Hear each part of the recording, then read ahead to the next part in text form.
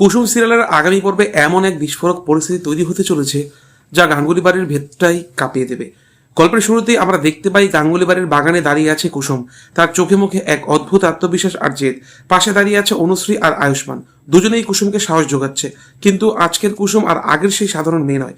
আজ সে গাঙ্গুলি বাড়ির বউ, আর নিজের অধিকার আদায় করার জন্য সে প্রস্তুত যে কোনো লড়াইয়ের জন্য।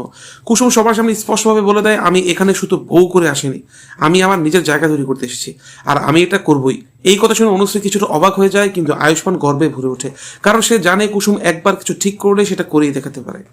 কিন্তু এই আত্মবিশ্বাসের সামনে সবচেয়ে বড় বাধা হয়ে দাঁড়িয়ে আছে ইন্দ্রাণী গাঙ্গুলি। গাঙ্গুলি বাড়ির বড় বউ, যার এক কথায় পুরো বাড়ি চলে। তার নিয়ম, তার শাসন সবকিছু একদম কঠোর। আর সেই ইন্দ্রাণী প্রথম দিন থেকে কুসুমকে মেনে নিতে নারাজ। পরের দৃশ্যে আমরা দেখি ইন্দ্রাণী বসে আছেন ড্রয়িং রুমে, তার মুখ গম্ভীর, চোখে কঠোরতা। ঠিক তখনই কুসুম সেখানে গিয়ে উপস্থিত হয়। চারদিক যেন এক মুহূর্তে নিস্তব্ধ হয়ে যায়। কুসুম সোজা ইন্দ্রাণীর সামনে দাঁড়িয়ে যায়। সে ভয় পায় না, পিছিয়েও যায় না, বরং শান্ত গলায় বলে, আপনি আমাকে মেনে নেন বা না নেন, আমি এই বাড়ির বউ, আর আমি প্রমাণ করে দেখাবো যে আমি এই বাড়ির যোগ্য। এই কথা শুনে ইন্দ্রাণীর চোখে রাগের আগুন জ্বলে ওঠে। তিনি সোজাসুজি বলে দেন, এই বাড়ির বড় বউ হওয়া এত সহজ নয়, শুধু কথা বললেই নয়, প্রমাণ দিতে হয়। কুসুমও থেমে থাকার মেয়ে নয়, সে সাথে সাথে জবাব দেয়, আমি সেই প্রমাণ দিতে এসেছি। এই কথার মধ্যে শুরু হয়ে যায় এক অদৃশ্য যুদ্ধ। একদিকে ইন্দ্রাণীর বছরের পর বছর ধরে তৈরি করা ক্ষমতা, অন্যদিকে কুসুমের নতুন কিন্তু অটল আত্মবিশ্বাস। আয়ুষ্মান এই সব কিছু দেখছে। তার চোখে চিন্তা থাকলেও সে কুসুমের পাশে দাঁড়ায়। সে কুসুমকে বলে, আমি আছি তোমার সঙ্গে, তুমি পারবে। এই সমর্থনই কুসুমকে আরো শক্তিশালী করে তোলে। এদিকে অনুশ্রীও চায় কুসুম যেন জিতে যায়, কারণ সে জানে কুসুম যদি নিজের জায়গা করে নিতে পারে তাহলে এই বাড়ির অনেক অন্যায় বদলে যাবে। কিন্তু ইন্দ্রাণী এত সহজে হার মানার মানুষ নন। তিনি ঠিক করেন কুসুমকে এমন কিছু পরীক্ষার মুখে ফেলবেন যেখানে সে নিজেই হার মেনে নেবে। পরের দৃশ্যে আমরা দেখতে পাই কুসুমকে বাড়ির দায়িত্ব দেওয়া হয় একটা বড় অনুষ্ঠান আয়োজন করার। ইন্দ্রাণীর বিশ্বাস কুসুম এটা সামলাতে পারবে না এবং সবার সামনে অপমানিত হবে।